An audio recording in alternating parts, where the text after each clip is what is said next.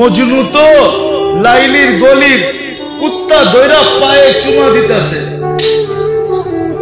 তো বলতেছে মজনু পাগল হইলেও তো একটা কোয়ালিটি থাকে, তুই তো কোয়ালিটি ছাড়া পাগল। কুত্তার পায়ে কোনোদিন কেউ চুমা দেয় কুকুরের পায়ে? তুই কি বুঝবি? বললে বুঝবি? বল দেখি বুঝতে পারি কিনা। খানকা চুমা দেখি না, এই কুকুরটা লায়লার গলিতে থাকে, যেই গলি দিয়া লায়লা হাঁটে এও আটতো ওই গলি দিয়া হাঁটে, তো লায়লার পায়ের মধ্যে আর পাও পড়ছে না, এই জন্য ওর পায়ে চুমা দিয়ে আমি লায়লার পায়ে চুমা দিতেছি।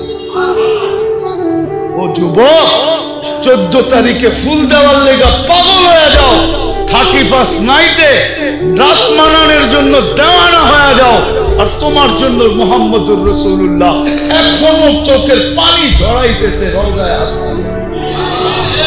বিশ্বাস হয় না? চলো আমার সাথে, আমি লোক দেখায় দেব তোমাকে। চলো আমার সাথে, আমি তোমাকে দেখায় দেব। এখনো চোখের পানি ঝরায়, দুনিয়ায় যতদিন ছিল ততদিন ঝরাইছে, মৃত্যু লগ্নে আল্লাহ সান্নিধ্যে চলে যাবে তখনও জড়াইতেছে, এখনো জড়াবে। আবুল্লাহ সামরকান্দি বলে কবর থেকে কানতে কানতে উঠবে।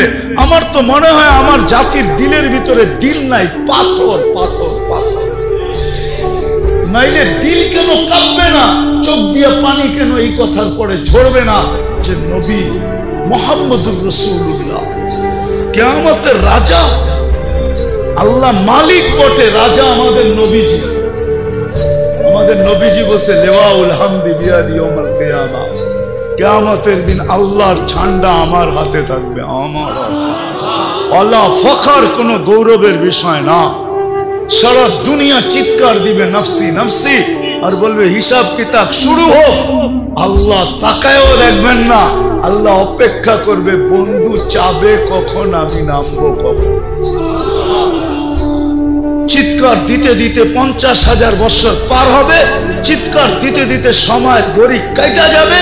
এক সময় মনে উঠবে যে আমাদের চিৎকারে কোনো কাজ হবে না, যতক্ষণ পর্যন্ত রাজা সেজদায় না পড়বে।